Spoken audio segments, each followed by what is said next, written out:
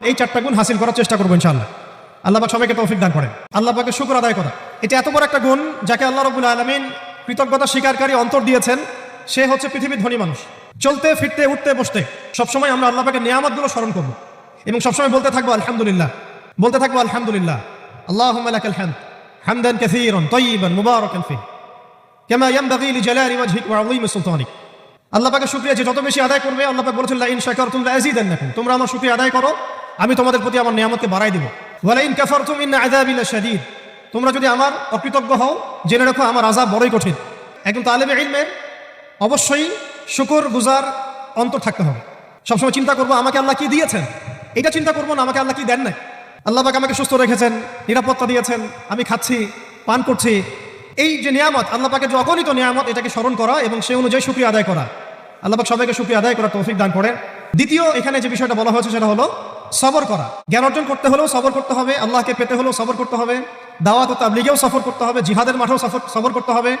আমাদের ব্যক্তি জীবনে সবর থাকে, পারিবারিক জীবনে সবর, ব্যবসায় সবর, চাকরিতে সবর। যেটাই আমার মর্জির খেলাফ হচ্ছে তখনই সবর করতে হয়। আর এটা একটু কঠিন, এই কারণে আল্লাহ রাব্বুল আলামিন সবরের সাথে মাইয়াতের ঘোষণা দিয়েছেন। যে ব্যক্তি সবর করবে আল্লাহ তার সাথে থাকবেন ইনশাআল্লাহ। এই জন্য আল্লাহ পাক বলেছেন ইন্নাল্লাহা মাআস সাবিরিন, সবরকারীদের সাথে আল্লাহ পাক আছেন। এটা কঠিন, এই কারণে যখন মর্জির খেলাফ কোনো কিছু হবে তখন আমাদের আলেমগণ বলেন সবসময় পড়তে থাকা যে ইন্না লিল্লাহি ওয়া ইন্না ইলাইহি রাজিউন। এটা মাইয়াতের সাথে খাস দোয়া নয়, এটা শুধু মৃত্যুর সাথে খাস কোনো দোয়া নয়, এটা যখনই সবরের হালত আসবে তখনই পড়তে হয় ইন্না লিল্লাহি ওয়া ইন্না ইলাইহি রাজিউন। কারণ উলাইকা আলাইহিম সালাওয়াতুম মির রাব্বিহিম ওয়া রাহমা ওয়া উলাইকা হুমুল মুহতাদুন, এটা হেদায়েত পাওয়ার মাধ্যমও বটে এবং তাদের সাথে আল্লাহ পাকের রহমত আছে।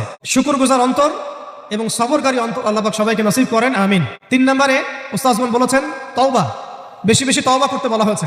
চলতে ফিরতে উঠতে বসতে সবসময় আমরা আস্তাগফিরুল্লাহ ওয়া আতুবু ইলাইহি পড়ার অভ্যাস করি। যে যত বেশি তওবা করবে তার হৃদয় তত পরিচ্ছন্ন হবে, গুনাহ মাফ হবে। পরিচ্ছন্ন কলবের মধ্যেই আল্লাহ পাকের নূর এবং মারিফত নাজিল হবে ইনশাআল্লাহ। অপরিচ্ছন্ন কলবের মধ্যে কিন্তু আল্লাহ নূর নাজিল হয় না।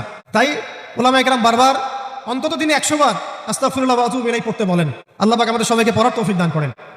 আর 4 নম্বর ইস্তেআযা, অর্থাৎ ভবিষ্যতের কোনো বিষয়ের জন্য আমাদের যদি আশঙ্কা সৃষ্টি হয়, না জানি এটা আমার উপর বিপদ আসবে কিনা, ভয়, আশঙ্কা, আতঙ্ক, এই বিষয়গুলো যদি আমাদের ভিতরে আসে, অর্থাৎ ভবিষ্যৎ নিয়ে কোনো শঙ্কা, তখন বেশি বেশি আল্লাহর কাছে আশ্রয় প্রার্থনা করতে বলা হয়েছে।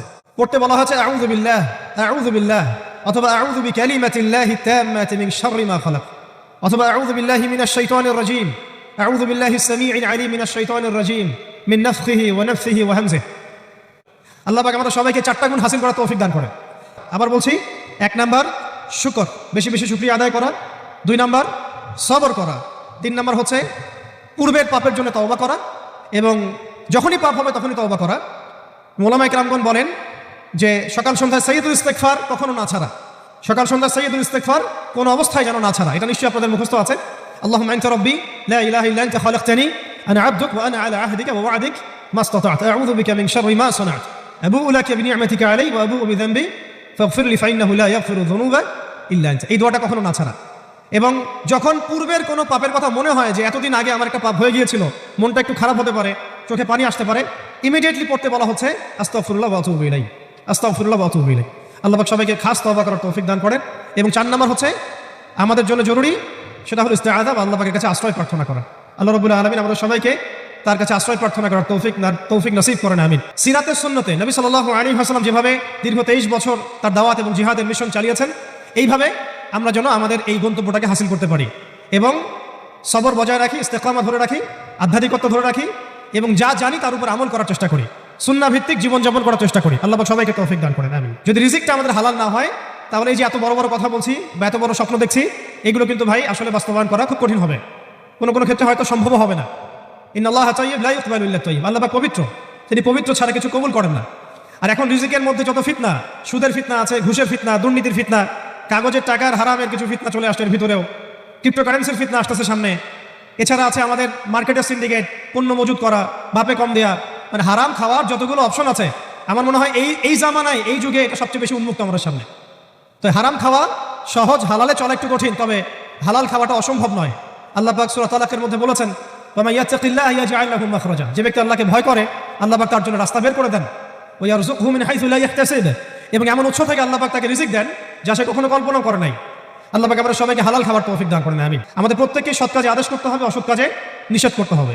এবং আপনারা তো সবাই জানেন হুযায়ফা রাদিয়াল্লাহু আনহু থেকে যে হাদিসটা বর্ণিত হয়েছে সহিহ মুসলিম শরীফে এসেছে। যদি আমরা সৎ কাজে আদেশ না করি, অসৎ কাজে নিষেধ না করি, তাহলে আল্লাহর পক্ষ থেকে বিপদ আপদ, বালা মুসিবত, গজব আসবে।